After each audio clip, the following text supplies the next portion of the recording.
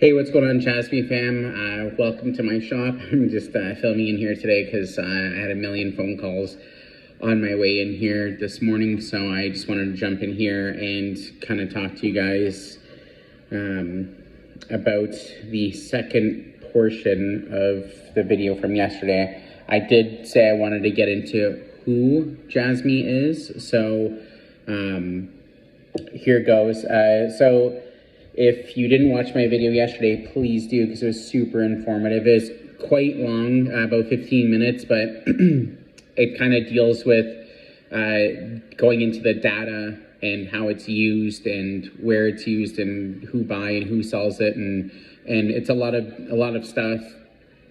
And that's like the whole purpose of JASMY is for that information, that it's real life use case. So go check that out if you want to know what JASMY actually does. Because if you don't know, like me, and I was just swing trading on, something that was just up and down, and I could kind of read the charts.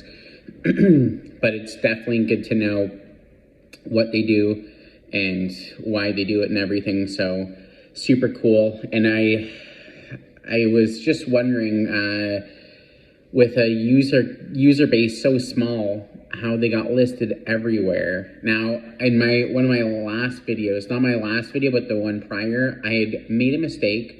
I had said 35,000 holders. That is incorrect. So if you're watching this, you are probably one of 26,450 followers around there, holders. So you're in super early. I said you were in early at 35,000. You're in way earlier at almost 9,000 less. So that is kind of crazy.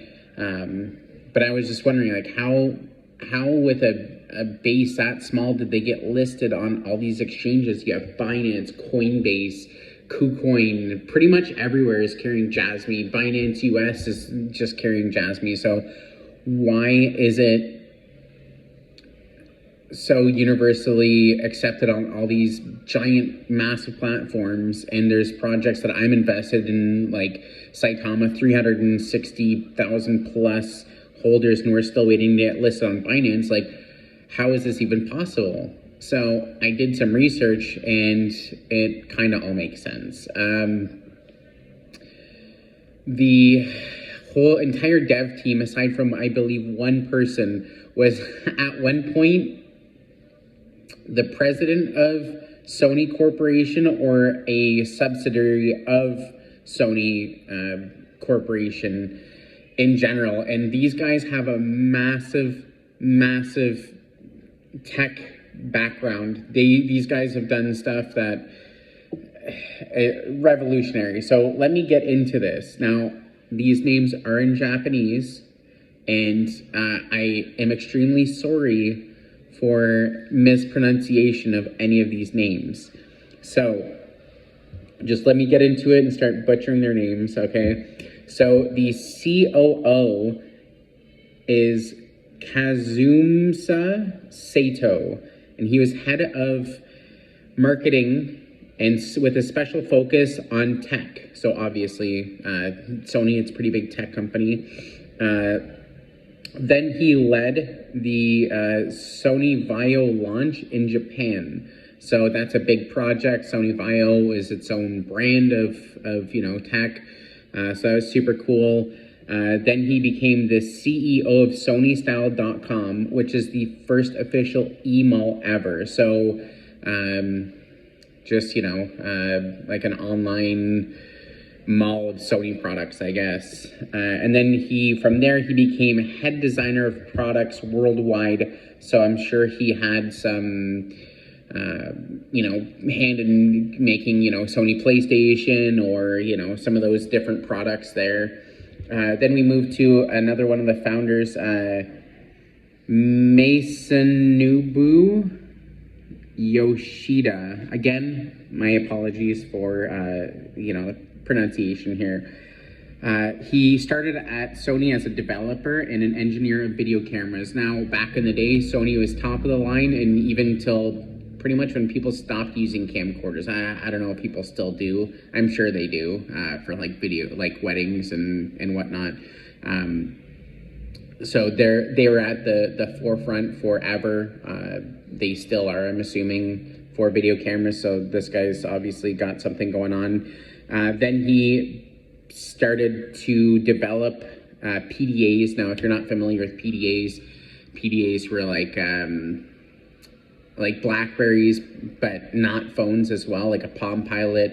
It would just, it's kind of like before iPhones, before smartphones, you had a PDA, which was your cell phone. You just take calls and maybe a handful of texts, but your PDA had a lot of information. It had files. It had, it was very much like a Blackberry. It had that physical keyboard and whatnot. So that was definitely something. If you didn't have to use, you're probably born after 1994. So if you don't have to, I've never had to use that, I am happy for you.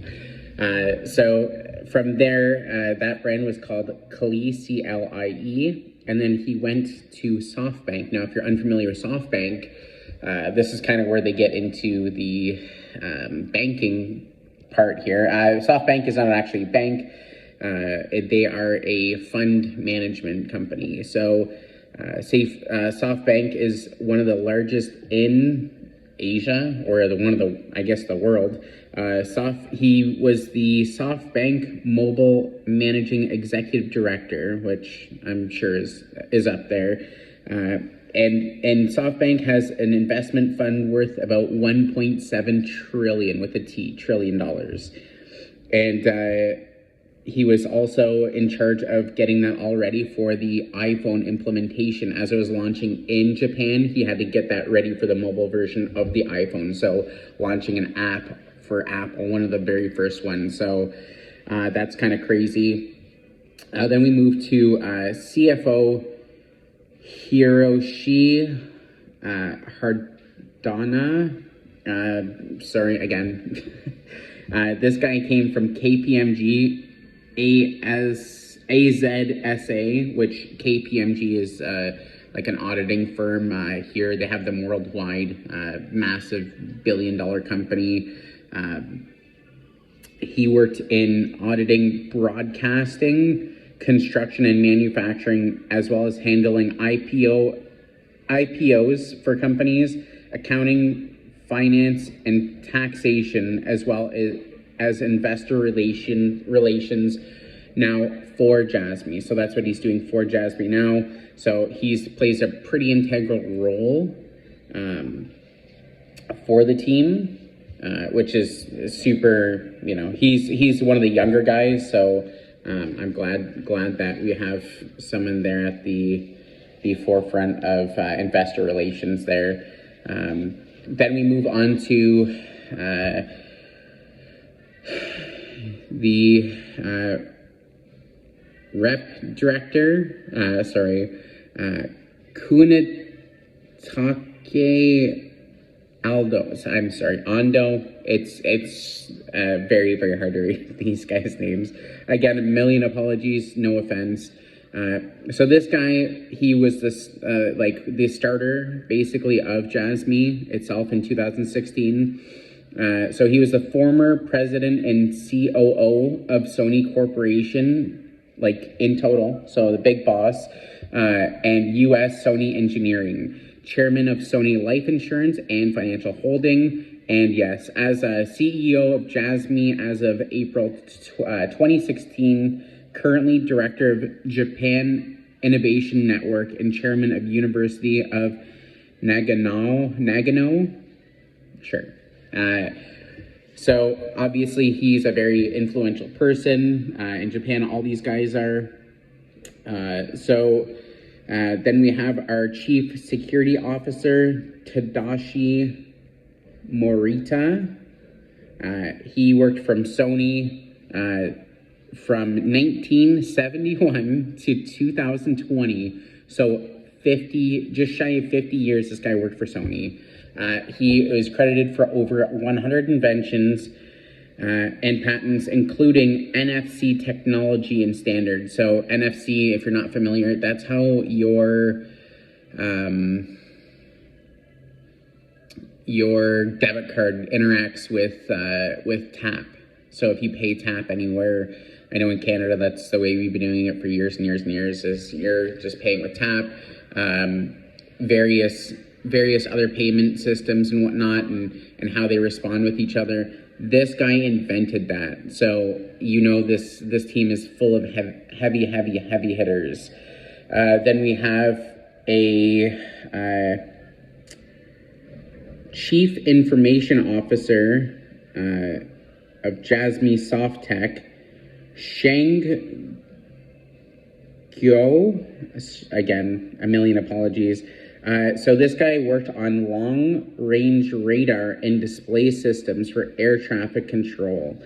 And he was also head of the rollout for the Australians' fiber optic network. So again, heavy hitters. And we just have the last person to join. I'm sorry for the long video, but this is pretty important. These are the guys that are in charge of JASMY. So we have the executive officer of product service planning, corporate planning, and marketing. And he is in charge, was in charge of Sumitomo Bank and GR. He created, this is internet developing company. He turned those into ISP, so internet service provider businesses. So these large banks and everything that wanted to get into that, they said, hey, this is coming. We're going to jump onto that. He was the head of doing all that. So he created large, it'd be like Cogeco here, or I don't know, in the States, trying to think, AT&T, I don't know if they do landline or anything like that. But just your internet service providers.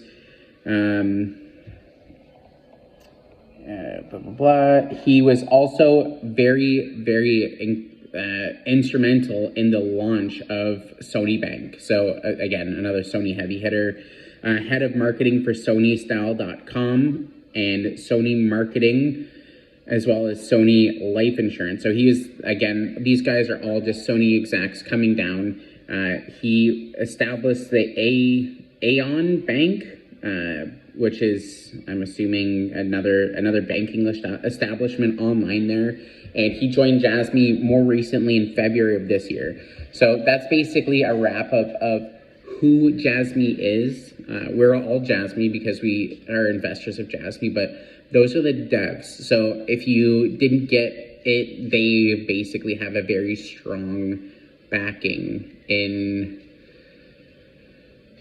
the tech world, I guess. The tech world and the banking world. So what two things are interconnected is cryptocurrency. So these guys are very well established. They are very well known. Obviously, they are very highly educated and highly respected. And to get, again, on Binance, on Coinbase, on whatever, with such a small amount of people, if you're watching this, definitely consider investing. Not financial advice, but it's a good idea. So if you wanna take a look at the video from yesterday, if you didn't get a chance, watch that one for the informational of what they do. And I just wanted to let you know who this is. So again, very trustworthy people that worked for Sony for 50 years, CEOs, CFOs, COOs of Sony throughout the years. These are big, well-respected guys. So you're not going to get a rug pull, all the constraints that they had to go through to get listed on all these things. So again, definitely worth looking at. Have a good day, guys.